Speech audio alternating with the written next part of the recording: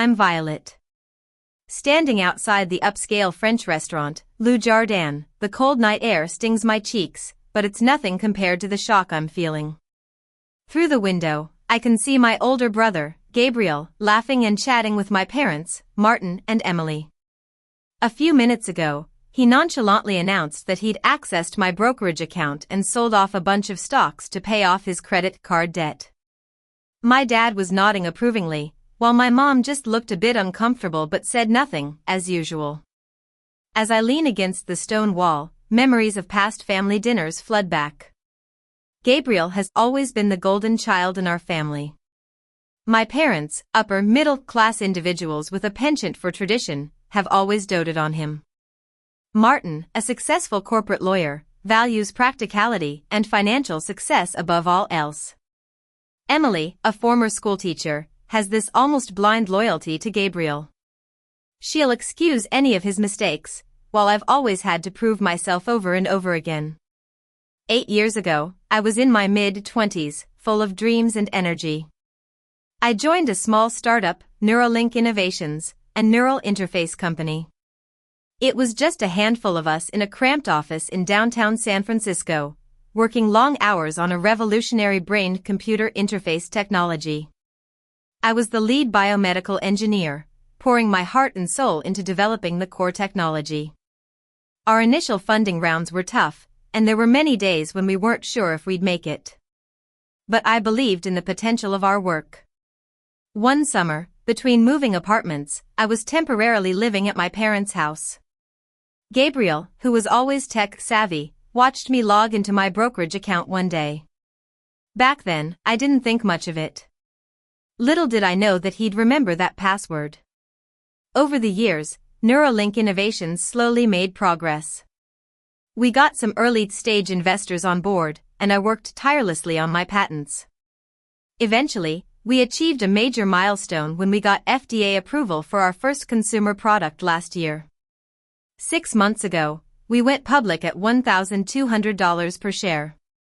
Since then, the stock price has nearly doubled. I held 150,000 shares, which were now worth a staggering $327 million. But Gabriel had no idea. He was looking at old statements from 2016, when the shares were just worth a few cents each. He assumed they were still worthless. At the dinner, he said, "Violet gave me the password years ago. I liquidated those useless tech stocks she's been sitting on for ages. $43,000 worth of junk is now paying off my debt. I did her a favor."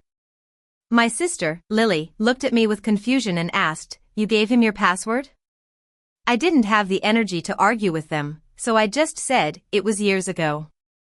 I don't remember." It was a lie, but I was too stunned to explain. Just then, my phone in my purse started buzzing like crazy. I ignored it at first, but when it wouldn't stop, I decided to step outside to check it. There were 7 missed calls from my attorney, Henry Thompson. 12 texts from him, 3 from my financial advisor, Sarah Lee, and 1 from my business partner, Ryan Chen. I called Henry first. "Violet, thank God. Where are you?" "I'm at a family dinner at Le Jardin." "What's going on?" "Your brother, Gabriel. Did he access your brokerage account?" My stomach dropped. "How did you know?" "Fidelity's fraud department called me 20 minutes ago. Someone sold 150,000 shares of Neuralink Innovations from your account this morning. The transaction was flagged because it's over $40,000 and the selling pattern doesn't match your historical behavior." I told him what Gabriel had said at the dinner. Henry was silent for a few seconds and then asked, "Did you authorize this sale?" "No." "Did you give him access to your account?" "No. He must have used that old password he saw years ago. I never changed it because I never thought." I stopped. "Henry, why does the amount matter?" Another long pause. "Violet, Neuralink Innovations went public 6 months ago. You're a founding team member. Those 150,000 shares aren't worth $43,000. At today's closing price of $2,180 per share, they're worth $327 million. The ground seemed to shift beneath me. I put my hand on the wall to steady myself. Say that again. Your brother just sold $327 million worth of stock without authorization and kept $43,000 to pay his credit card debt. The rest, minus taxes, is about $280 million in liquid assets sitting in your account's money market fund right now. I could barely breathe. This is securities fraud. Unauthorized access to financial accounts, possibly wire fraud. Your brother is facing federal charges. Do you want to press charges? I looked through the window at Gabriel, still laughing, my dad patting him on the back, and I felt a mix of anger and betrayal. I asked, what are my options? Henry explained, option 1, we report this to the FBI and SEC immediately. Gabriel will probably be arrested within 48 hours. He's looking at 10 to 20 years in federal prison because of the large amount involved. Option 2, we freeze all your family's trading accounts for investigation, file a civil suit for damages, and let Gabriel's lawyer convince him to settle. Either way, his life as he knows it is over, but option 2 might keep him out of prison if he cooperates. Just then, I got a text from Sarah. Violet, I saw the Neuralink sale. Call me right away. The tax implications are huge. Was this sale authorized? I texted back, not authorized. My brother accessed my account. Her reply was immediate. Oh my God, I'm calling my lawyer. Don't do anything until we talk. Ryan also texted me. Fidelity called me as an emergency contact on your account. What's going on? Are you okay? I replied, it's a long family situation. I'm handling it. He said, this isn't just money, Violet. It's your years of work. Do you need me to come? He was right. It was my blood, sweat, and tears that had gone into building Neuralink innovations. I asked Henry to come to the restaurant. Bring all the documentation. I want Gabriel to know exactly what he's done. He agreed and said he'd be there in 15 minutes. I walked back into the restaurant. My family was still at the table, looking at the dessert menu. Everything okay? My mom asked. Fine, just some work stuff, I replied. My dad, in his usual condescending tone, asked, still doing that consulting thing? I just said, something like that. I turned to Gabriel. Can you tell me exactly how you accessed my brokerage account? He was surprised by the question. Oh, I just used your old login from that summer you lived at home. You had it written in your desk drawer. I took a photo of it in case you ever needed help. And it turned out to be useful. Those stocks were just sitting there, doing nothing, and now they've paid off my debt. Lily's eyes widened. 150,000 shares sold for $43,000? That's crazy. What company was it? Neuralink Innovations, I said. Gabriel nodded and said, some neural interface startup you worked for ages ago. It never went anywhere. The original certificate said the shares were almost worthless. I explained, the original certificates were issued at 3 cents per share during our 2016 funding round. That was the strike price for employee options. But the company went public in April at $1,200 per share, and it's currently trading at $2,180 per share. So, 150,000 shares are worth $327 million. You sold $327 million worth of stock to pay $43,000 in credit card debt. Gabriel's face turned pale. No, that can't be the statement I saw. I interrupted him. You looked at 8-year-old documents showing the strike price, not the current market value. You didn't even check the real price. You just assumed my stocks were worthless and sold them without my permission. My dad's voice got sharp. Violet, this isn't funny. Those shares couldn't be worth that much. Just then, Henry walked in, carrying a leather briefcase. "Excuse me. I'm Henry Thompson, Violet's legal counsel. I need to speak with Gabriel regarding unauthorized access to financial accounts." The restaurant went quiet. My dad stood up and said, "This is a private family matter." Henry said, "This is a federal securities matter." Gabriel accessed Violet's brokerage account without authorization and executed a $327 million securities transaction.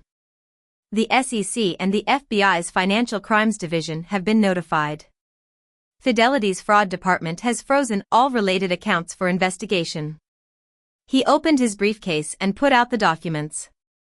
These are the transaction records from this morning. 150,000 shares of Neuralink Innovations were sold at an average price of $2,176 per share, for a total of $326,400,000. Gabriel sank into his chair. "I didn't know. I really didn't know they were worth that much." Henry said, "Ignorance isn't a defense for securities fraud. Accessing someone else's account, executing an unauthorized trade, and keeping the proceeds are federal crimes." My mom started crying, and my dad looked like he was going to have a heart attack. Lily was on her phone, probably looking up federal securities fraud penalties. My dad asked, in a whisper, "What happens now?" Henry looked at me. "It's up to Violet. She can decide whether to press criminal charges or pursue civil remedies." Everyone at the table looked at me. My mom, through her tears, said, "Please, Violet. He didn't know. It was a mistake. Don't send your brother to prison." I repeated, "A mistake?" "He stole my password, accessed my account without permission, sold my assets, and kept the money. The only mistake he made was not checking the current value because he thought I was too stupid to know what I owned." Gabriel protested weakly, "I never said you were stupid."